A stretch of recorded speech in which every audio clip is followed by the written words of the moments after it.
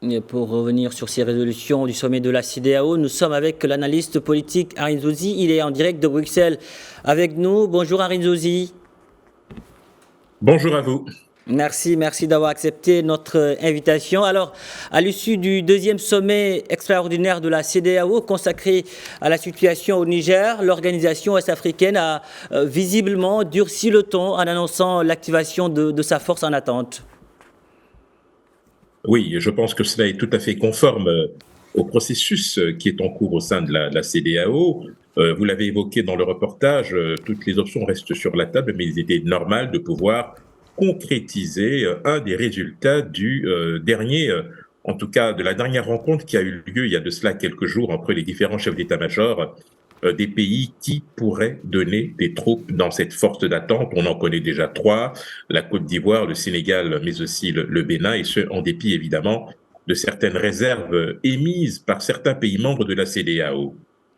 Henri Zouzi, cette force en attente, est-ce qu'elle est prête? Est-ce qu'elle a les moyens d'aller jusqu'au bout de sa mission?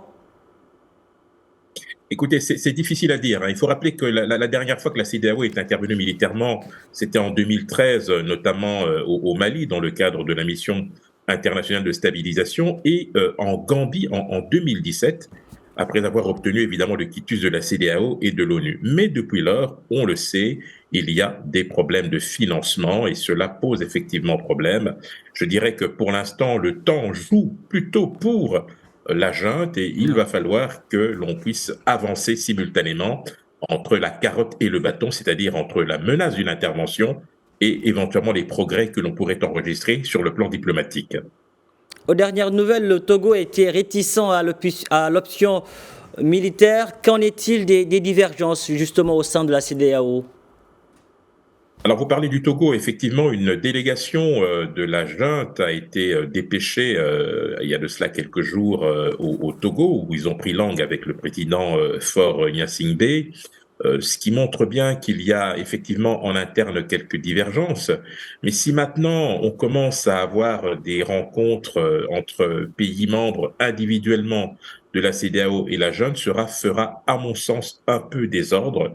Il n'est pas, en tout cas, indiqué que la CEDEAO puisse se disperser par des initiatives. Il vaut mieux avancer de manière collective pour réaffirmer les principes qui régissent cette organisation. Et selon vous, quelles pourraient être les conséquences d'une intervention militaire au Niger, dans la sous-région, notamment au moment où les tensions vont crescendo avec la France? Ben, écoutez, vous avez des acteurs qui pour l'instant ne donnent pas de la voix et qui sont muets. On pense évidemment à l'Algérie qui a dit déjà tout le mal qu'elle pensait d'une intervention. On a évidemment la Russie via Wagner, dont on ne connaît pas du tout les intentions. Et puis vous avez la mouvance djihadiste qui reste résolument embusquée et qui, à mon sens, en cas de déflagration, pourrait être le grand vainqueur de cette situation. Il faut donc, à l'heure actuelle, que chacun mette un peu du vin, de l'eau dans son vin, et puis surtout le fait que maintenant la junte a plutôt décidé de prendre les devants avec notamment ce gouvernement qui a été mis en place et qui est une manière de mettre tout le monde sur le fait accompli. Et si la voie diplomatique échoue, la CEDEAO certainement mettra ses menaces à exécution. Est-il probable qu'elle obtienne les feux verts de l'UA et de l'ONU?